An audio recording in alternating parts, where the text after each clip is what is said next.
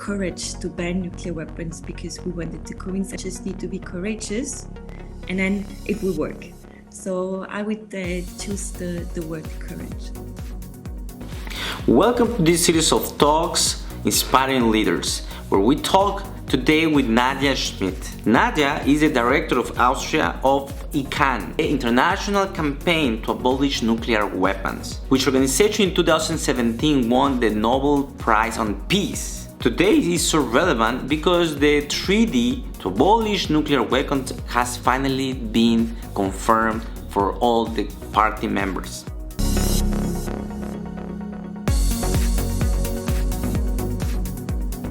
Thank you, Nadja, for being here. Welcome to this series of talk where we invite the next generation of leaders to rethink the future of our worldwide problems. Nadja, please share with us who are you and what do you do? Thank you, Alberto, for inviting me. My name is Nadja and I'm from Austria, and I'm the director of ICAN in Austria, which is the national branch of the international campaign to abolish nuclear weapons.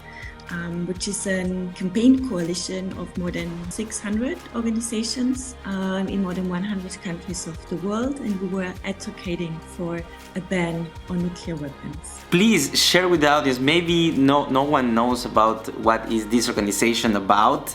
So please, in detail, what's the brief history of this organization? What was the birth and the roots, and why you decided to start this or work in this organization? ICAN was founded in 2007 by some Australian doctors.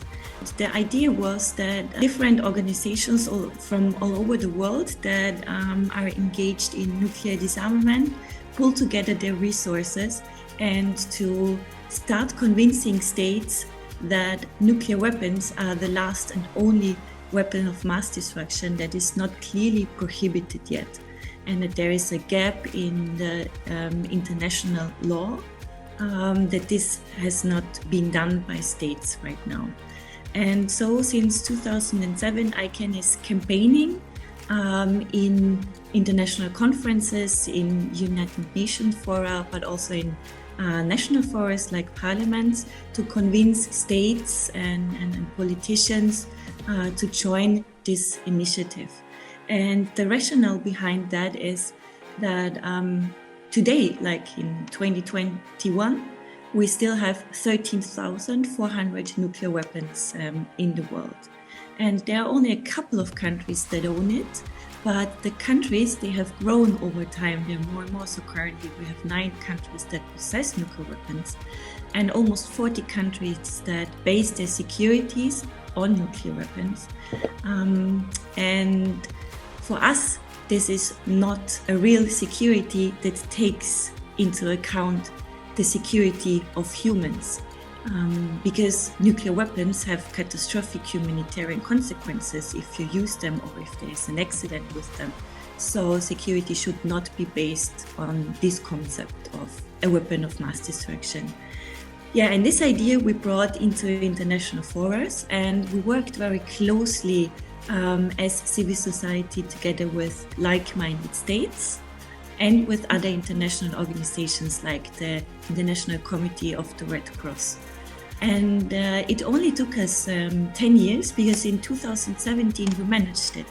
Almost 130 nations negotiated this ban treaty in New York in the United Nations, and in July 2017 it was adopted by 122 states. I know that 10 years sounds kind of a few years comparing with other huge organizations, but you have achieved remarkable goals, and you have a really admirable milestone, which actually is the recognition of the Nobel Peace. Can you please tell us a little bit about why is this journey towards this big achievement or towards this goal? Because we know it's not easy, and we know that you have to be aware of the upside downs, right? So can you share a little bit what is driving you and what is the challenges towards these big achievements? A lot of challenges on this way. So on the one hand, there is the international situation, right? There are some states that possess those weapons and that they pretend that they are, because of them, they are strong and powerful. And on the other side, there are the people, the humans and civil society that wants those states to disarm, which are actually since ages obliged to disarm in this field, but they're not doing it. And civil society was never given such an important role or a seat at the table, because this was perceived to be a topic of military and states leaders. So some didn't really like it, that we engaged so much and that we have been present at all these meetings and that we worked so closely with states and other international organizations to realize this goal. And we're actually quite proud of this, that ICAN, so the whole organizations that supported the goal of a ban, were really central in realizing this ban treaty. And for this work, we got awarded the Nobel Peace Prize in 2017, which was quite a surprise, but it was acknowledged that we have worked so hard in raising the awareness about the catastrophic humanitarian consequences of these weapons. And through this rationale, we forced states to discuss these consequences and then draw their conclusions out from it, which is they can only be banned because they are a weapon of mass destruction. So there were, like, from the power perspective, a lot of challenges on this way. When I just remember here from my work here in Vienna, like the first years, especially, like, we also have the IEA and the CTBTO here in Vienna situated, and so there were a lot of specialists here. And most people said this is very idealistic of the peace movement, and you will never get this because this is just so impossible to reach this goal. But through a very clear and good strategy, I would say, and through the cooperation in this bigger group of civil society cooperating with like-minded and progressive states and with international organizations, we were able to achieve this together. And I would say this is kind of like the essence and very important and interesting point about this. That's really interesting, because once you reach this kind of level or this achievement or a prize of this level, and of course you have a lot of countries signing a treaty and properly recognize it, you can realize that, well, there is no need anymore for more campaigning, for more activity. So I would like to ask you, why your work right now or nowadays is still so relevant? You still see a threat, or what are the challenges in the future? I would say now for us the real hard work starts, because the last time, since 2017, we were working on getting states to sign this treaty and to ratify it. And ratification processes are kind of like very bureaucratic and take a long time. And so it's like a lot of campaigners in various countries in the world, they really work hard to get their governments or their ministries and their parliaments to do this process. Because we needed 50 states that it enters into force, the treaty. And the 50 states we achieved, it was Honduras at the end of 2020. That's why it entered into force now in January 2021. And what we're now working on is getting towards a universalization, that actually more and more states really ratify it, and that at a certain point the majority and probably all states will be part of this treaty. This is now the main focus of work, and our work here in Austria is very much focused on the first meeting of states parties that will take place in Vienna, hopefully at the end of this year or beginning of next year. And this is always like the first meeting of states parties of such a treaty is very important, because it sets a lot of standards, rules of procedure, but also like how a treaty develops in future. And here we advocate a lot in two specific aspects. First point is victims' assistance. So we are very proud of that this ban treaty for the first time in history acknowledges victims' rights, not only for victims of nuclear weapons that are used in case of war against the state, but also for testing victims. And there are a lot of all over the world. And in the first meeting of states parties, we will see how committed the states are to help and to build up funds and regulations, how to help. And the second one is environmental remedies. It's also like the first time that this is set down in the international treaty. If nuclear weapons are produced or tested, there is a huge impact on the environment. This needs to be dealt with at an international and multilateral level. And at this we will have a close look and try to push the states forward.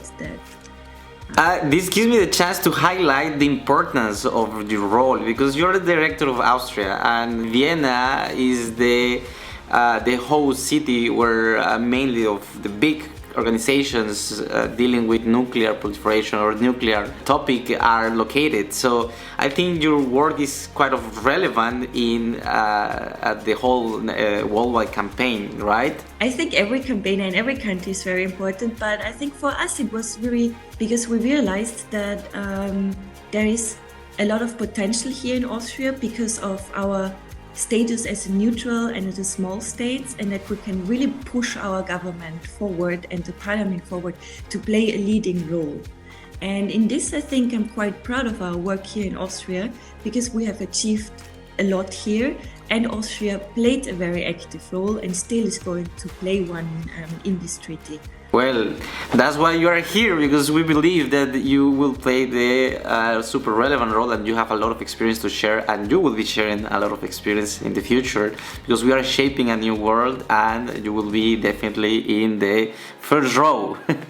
And this allows me to raise the next question, which we actually, with this one, we will not end. And a lot of persons who are watching or listening this series of talks are the next generation of leaders, and also they are actually involved in campaigns, or they want to get involved in campaigns, or they want to start their own NGOs. They don't know how to start, but this is not the main challenge. But the challenge is trying to find role models like you. So I would like to ask you, what are kind of, let's say, top 5, you want to share more, is okay. Or you want to share less, is also okay, but your most important relevant tips you can share for the next generation, or let's say the next Nadja Schmidt. I think I could take a talk for hours about this, but I would say one of the first recommendations is if you want to do something and if you have an idea you believe in, just do it. It doesn't matter what the others say. If you really want to do it, you can do it. There is always a way. And not let yourself being discouraged by people say it's like, that might be too difficult, or don't you think that this is right or meaningful. So just stick with your ideas. The second thing I find particularly important is the strategy. What is your goal and how do you want to achieve it? To clearly define why you are engaging in something or building up something. And with this, one of the most crucial aspects is for whom. For whom are you actually doing this? So it's like, clear, you want to make the world better, a better place for the children and grandchildren, like it was my motivation.